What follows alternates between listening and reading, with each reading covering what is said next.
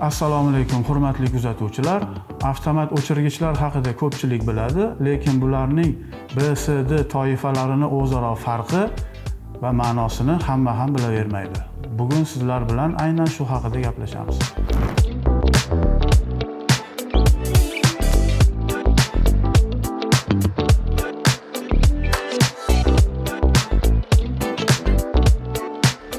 Avtomat o'chirgich o'zi nima uchun kerak? Avvalo shu haqida qisqacha to'xtalib o'tsam, demak, har turli iste'molchilar bor, elektr qurilmalar va kuchlanish manbasi bor. Iste'molchilar kuchlanish manbasiga kabellar, provodlar, umuman aytsa, o'tkazgichlar orqali ulanadi. Lekin mana shu o'tkazgichlarni tok o'tkazish bo'yicha qobiliyati chegarasi bor.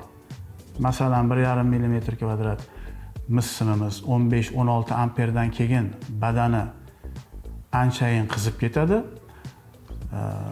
Yoki 2,5 mm² kabelimiz 25-27 amperdan keyin badani o'ta qizib, ustidagi izolyatsiya erib ketishi mumkin va qisqa tutashuv bo'lib, yong'in chiqib, mana shunaqa noxush hodisalar bo'lishi mumkin. Elektr iste'molchilarini tarmoqqa ulab turgan mana shu o'tkazgichlarda sodir bo'lishi mumkin ehtimoliy ikkita xavf bor. Birinchisi, o'zi ko'tara oladigan amperdan ham toki oshib ketib, kabel badani o'ta qizib ketishi, biz buni o'ta yuklanish deymiz. Ikkinchisi, qisqa tutashuv. Demak, avtomat o'chirgich o'ziga ulangan mana shu o'tkazgichni o'ta yuklanib ketish va qisqa tutashuvdan himoya qilib turadi. Tarmoqqa ulanadigan elektr qurilmalar ikki xil bo'ladi, ikki xil xarakterga ega. Ya'ni birinchisi, tarmoqqa ulanganda o'zini nominal tokini olsa, yana bir turi borki, tarmoqqa ulanganda o'zini nominal tokidan 5 barobar, 10 barobar, hattoki 20 barobar katta tok oladi. Biz buni pusk toki deymiz. Aynan mana shu pusk toki o'zi normal rejim bo'lsa-da, avtomat o'chirgich uchun xuddi qisqa tutashuv effektini beradi. Demak, avtomat o'chirgich mana shuni qisqa tutashuvdan ajratib bilishi kerak. Avtomat o'chirgichlarni har xil toifada ishlab chiqarish aynan mana shuning uchun kerak. Ya'ni shu yerda qisqa tutashuv, avariya holati rejimi ketyaptimi yoki qandaydir katta pusk tokiga ega elektr jihoz ulandimi tarmoqqa? Buni avtomat o'chirgich ajratib bilishi kerak. Xo'p, demak, mana B va C toifali avtomat o'chirgichlar, mana bu raqam nominal toki bo'lsa, avtomat o'chirgichni shuni yonidagi harf mana shu aynan toifasini bildiradi. Mana B10, C32 tipdagi avtomat o'chirgichlar. B toifadagi avtomat o'chirgichlar o'zini nominal tokini 3 baravaridan 5 baravarigacha bo'lgan qiymatini qisqa muddatda o'zidan o'tkazib yuboradi, o'chmasdan. C toifadagi avtomat o'chirgichlar mana bu yozilgan nominal tokini 5 baravaridan 10 baravarigacha bo'lgan qiymatdagi tok agar qisqa muddatda pusk toki bo'lsa, o'zidan bemalol o'tkazib yuboradi va o'chirib qo'ymaydi. Ya'ni ta'bir joiz bo'lsa, biz go'yoki avtomat o'chirgichga tushuntirganmizki, tok nominaldan 3-5 baravar keskin oshib ketsa ham qisqa muddat hech narsani o'chirmagin, hamma yoq normal, bu pusk toki deb. C toifada shu 5 baravardan 10 baravargacha bo'ladi. D toifasida hozir qo'l ostimizda bo'lmagani uchun uni ko'rsata olmadik. D toifasida 10 baravardan 20 baravargacha qisqa muddatli mana shu yozilgan nominal tokini shuncha baravar o'tib ketsa ham avtomat o'chirgich buni avariya rejimi deb hisoblamaydi. Qandaydir juda ham katta pusk tokiga ega shunaqa xarakterli iste'molchi ulandi tarmoqqa deb hisoblaydi va uni uzib qo'ymaydi. Agar hamma avtomatlar bir xilda toifalarga bo'lmay har xil toifalik B, C, D toifalik qilib ishlab chiqarilmaganda edi, anchayin bizga bu noqulaylik tug'dirar edi. Masalan, uyda kimdir chang yutgichni yoqishi bilan uni birdan qisqa muddatda keskin oladigan kattagina tokidan tokini avtomat o'chirgich qisqa tutashuv bu deb tushunar edi va o'chirib qo'yaverardi. Qaytib yoqib yana chang yutgichni yoqsa yana o'chirib qo'yaverardi. Umuman chang yutgichni ishlatib bo'lmasdi, konditsionerlarni yoqib bo'lmasdi. Unda ham kompressori bor. Mana shuning uchun ham toifalar joriy qilindi va har xil toifada avtomat o'chirgichlar ishlab chiqarildi. Xo'p, endi nega bunaqa razbros bilan berilgan raqamlar nega B toifadagi 3 baravardan 5 baravargacha? 3 baravarmi, 4 baravarmi, 5 baravarmi? Nega unaqa? Yoki C toifada mana undan ham katta diapazon. 5 baravardan 10 baravargacha bo'lgan toklarni deyilyapti. Nega unaqa? Aniq 6 baravar emas, 7 baravar emas. Nega bu qadar katta diapazonda aytilyapti deyilsa, bu mana shu avtomat o'chirgich turgan holat bilan bog'liq. Bu demak, katta shitlarda juda ko'p avtomat o'chirgichlar orasida ularni issig'i bilan o'zini badani ham anchayin qizib turgan bo'lsa, demak, o'sha diapazonni kamroq joyida o'chib qoladi, o'chadi. 5 baravar, 6 baravarda. Agar muzdek turgan bo'lsa badani va o'zidan oqayotgan tok anchayin kichkina bo'lib, umuman aytsak, bu o'zini ichki harorati bilan bog'liq.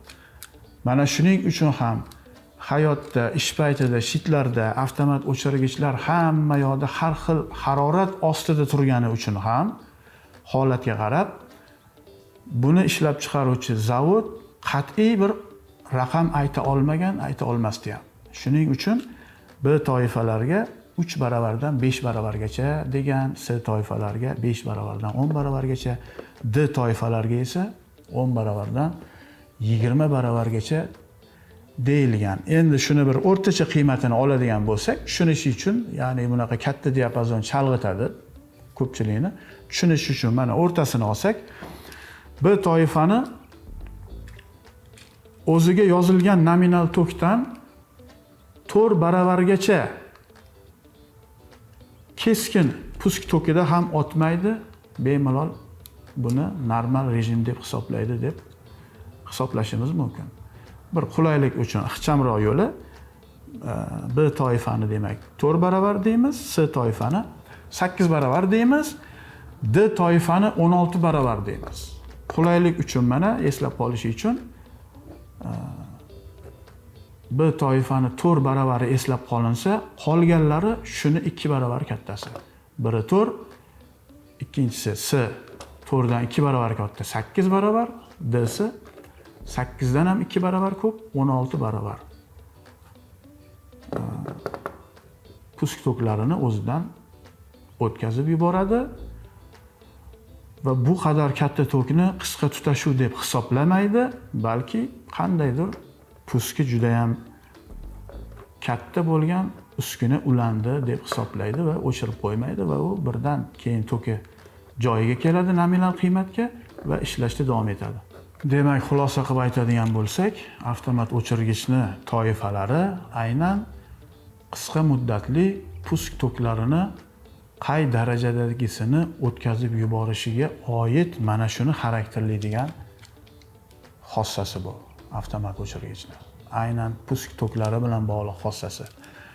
Yonidagi raqamdagi nominal toklar u avtomat o'chirgichni toifasidan qat'iy nazar bu tomondan hammasi bir xil tutadi o'zini. Hammasi B10 ham, C10 ham, D10 ham hammasi modomiki nominali 10 amper ekan, bu tomondan hammasi o'zini bir xil tutadi. Toifalar aynan qisqa muddatli pusk toklarini o'tkazib yuborishini xarakterlaydi. Xo'p, endi aytsaki, xo'p, toifalarni tushundik, yaxshi. Qaysi biridan foydalanaylik, qaysi birini olaylik uyga, masalan, xonadonlarimizga yoki ishxonamiz, ofisimizga zavodimizga, seximizga desa, mana bunaqa savol bo'lsa, S toifadagi avtomat o'chirgichlar juda ham ommalashib qolgani bilan juda ko'pchiligimiz mana shunga o'rganib qolganimiz bilan aslida xonadonlar uchun shaxsan o'zim B toifadagi avtomatlarni tavsiya qilaman. Sababi xonadonda u qadar katta pusk tokiga ega katta nagruzkalar yo'q. Konditsionermidi, uydagi chang yutgichmidi, ularni modomiki ichida dvigateli bor ekan, albatta pusk toki bo'ladi, lekin ular ham keskin emas. Har holda shu 3-4 baravar o'zini nominal oladigan tokidan boshida yoqilishi bilan qisqa muddatda 3-4 baravardan oshmaydi. Shunday ekan, B toifadagi avtomatlar ham bemalol uy jihozlariga kifoya qiladi. Nega B toifani tavsiya qilyapmanki, imkon qadar nechog'li mana shu avtomatni qisqa tutashuv bo'lgan. Ana endi pusk tok emas, rostdan ham qisqa tutashuv bo'ldi.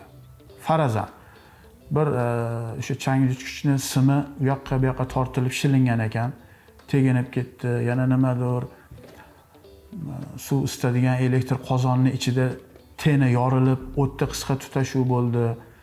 Mana bu rejimda endi nima bo'ladi? Toifasi qancha baland bo'lsa, shuncha avvaliga tokini shunaqa katta qiymatga chiqarib, keyin o'chadi. Mana shu noqulayligi bo'lgani uchun ham harakat qilish kerak, imkon qadar nechog'li pastroq ushashga, o'sha qisqa tutashuv toklarida tezda otib yuborsin, o'chirib qo'ysin. Mana shu tezda juda katta qiymatga olib chiqmay o'chirishi kategoriyada B tomonga yurganda bo'ladi. Mana shuning uchun ham xonadonlarga, umuman xonadonlarga yoki ofislarga, ofisda ham bir stanok bo'lmaydi, kattaroq uskuna bo'lmaydi. Ofisni ham odatda deyarli xonadondan farqi kam bo'ladi ofislarni. O'sha suv qaynatishga choynak qo'yiladi, o'sha narsalar bo'ladi, elektr jihozlar. Faqat konditsioneri kattaroq bo'lishi mumkin.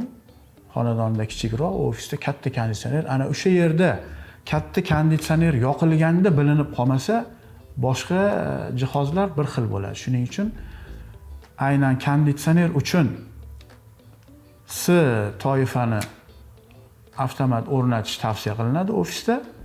Boshqa jihozlarda yana o'sha B toifani o'rnatgan ma'qul. D toifadagi avtomatga kelsak, o'zi hayotda juda ham kam uchraydi.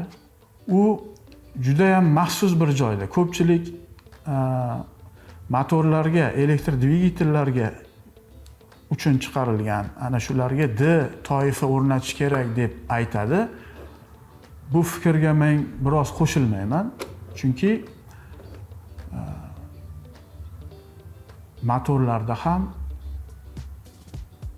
pusk toki bo'lsa 5-6 baravar, 10 baravar bo'ladi, 10 baravargacha bo'ladi. Ya'ni 10 baravarni pastida bo'ladi pusk toklari. Boshqacha aytsak, aynan S toifadagi avtomat o'chirgichni ish doirasida, vakolat doirasida bo'lgani uchun ish rejimi bemalol S toifadagi avtomat o'chirgichlar kifoya qiladi va shunday turibdi ham joylarda. Demak, avtomat o'chirgichlarni toifalari, ularni o'zaro bir-biridan farqi haqida tushunchalarimiz mana shu. Yana qo'shimcha savollar bo'lsa, izohda yozib qoldiring. Va siz o'zingiz avtomat o'chirgichni aynan qaysi toifasidan foydalanasiz? Izohlarda yozib qoldiring.